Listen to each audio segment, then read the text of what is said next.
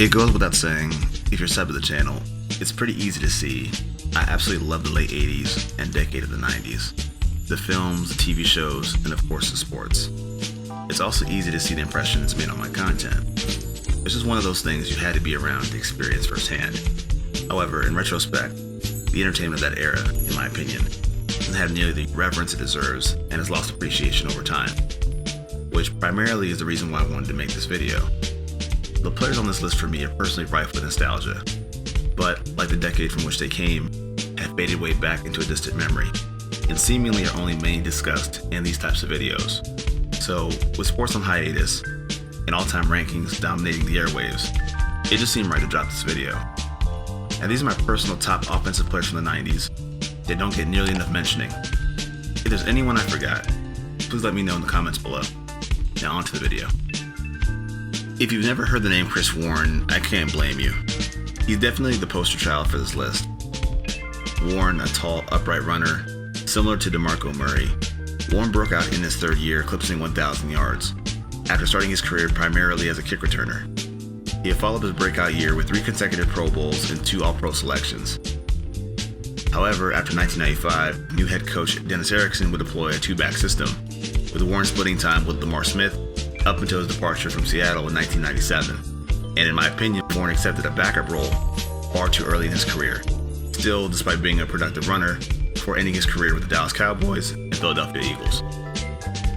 It's usually a good thing when offensive linemen go unnoticed, but in the sense of getting their fair acclaim, Willie Anderson is deserving of so much more, earning 3 All-Pro selections, 4 Pro Bowl nods, and also now allowing a single sack from 1999 to 2001. Anderson quietly did his job erasing the opponent's pass rush and paving the way for the Bengals' ground attack. Anderson spent most of his career on a bad Bengals team and only made the playoffs once during his time in Cincinnati. He finished his career with the Baltimore Ravens, but goes down as one of the franchise's best players of all time. 5 consecutive Pro Bowls, member of the 1990s All-Decade team, and setting a then single-season record for receptions by tight end with 96 in 1994. The list of achievements is long for Ben Coates, so why is it that no one ever mentions them? Most likely because Coates has been outshined by another Patriots tight end who you could argue is the greatest of all time, in Rob Gronkowski. Coates didn't put up the gaudy numbers as frequent as today's tight ends, like Travis Kelce, the aforementioned Gronk, or Zach Ertz on a regular basis, but his presence was definitely felt, and was able to end his career on a high note, winning the Super Bowl with the Ravens in 2000. I promise this is the last offensive lineman on this list, but Steve Wisniewski is one player that deserves recognition and a push into the Hall of Fame conversation. Wisniewski, also known as The Wiz, is a decorated player who achieved 8 Pro Bowls and a grand total of 8 All-Pro selections. The Wiz blocked for 2 Hall of Fame runners in Marcus Allen and Eric Dickerson, and is one of only 5 players from the 90s All-Decade team to not be in the Hall of Fame. Jimmy Smith was a reliable source of offense for the Jaguars for much of his 11 seasons in Jacksonville. He gave the expansion Jaguars a stable threat at receiver in the franchise's second year that resulted to a trip to the AFC title game. Smith wasn't the biggest or the fastest, but what he lacked in raw skill, he made up for in ball skills and tracking the ball downfield. Jimmy Smith is a 5-time Pro Bowler hardly anyone ever talks about. He probably won't ever get into the Hall of Fame, but he's got more career receiving yards than Hines Ward, Michael Irvin, and Chad Johnson. A member of the greatest show on turf of the St. Louis Rams, Isaac Bruce was one of the most productive receivers of the 90s.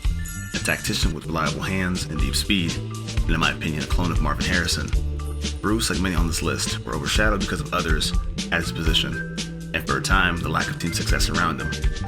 When people mention the greatest show on turf, his name usually isn't the first name you hear, but make no mistake about it, Bruce was an all-time great.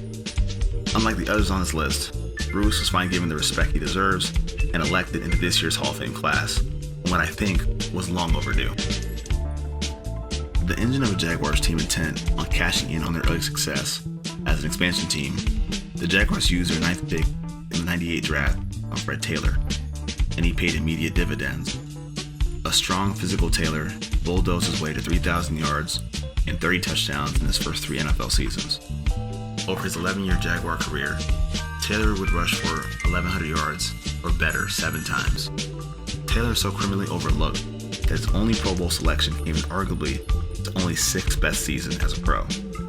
Ted was such an efficient runner that he ran for over 4.5 yards a carry 8 times, and 5 yards or better twice. This is one player that needs to be discussed more when talking about past NFL greats.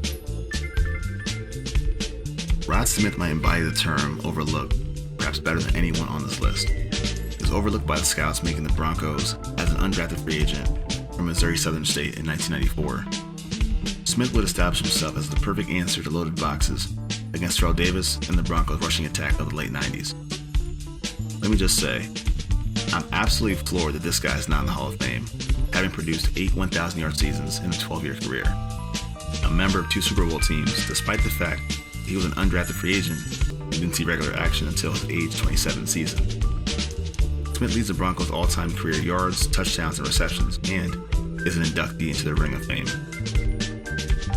Hands down one of the best backs of the 90s, in an era where he was overshadowed by backs with more fanfare, like Eddie George and Barry Sanders. Corey Dillon was an instant smash of the Bengals, breaking the single-game rushing record in just his rookie season, a record that stood for over 40 years. Dillon played for a bad Bengals team for much of his career, and didn't make the playoffs until joining the Patriots in 2004, and in that season had ran for over 1,600 yards. In hindsight, to understand the role of clock-killing Corey Dillon and the Patriots' run to a title in 2004. As it stands, Dillon is 20th all-time in rushing yards, ahead of Earl Campbell, Marshawn Lynch, and O.J. Simpson. More famously known for a quote, Waters is one of those players, if you're around to watch him play, you automatically know why he has to be on this list. An elusive slasher in between the tackles with added value as a receiving threat, Waters was a perfect fit in the 49ers West Coast offense, averaging 1,400 yards from scrimmage in his 3 healthy seasons with the team, and capping it off with a 3-touchdown performance in a Super Bowl win. Waters would produce another 6 1,000-yard rushing seasons between Seattle and Philadelphia before calling it a career. Overshadowed by champions on a storied franchise, and playing for teams not quite at their pinnacle late in his career, it's easy to see how he could be forgotten by many, and perhaps a little misunderstood. If you want to contribute to the channel, connect with me further, or make suggestions for future content, links to my social media and Patreon are in the description. Thanks for watching.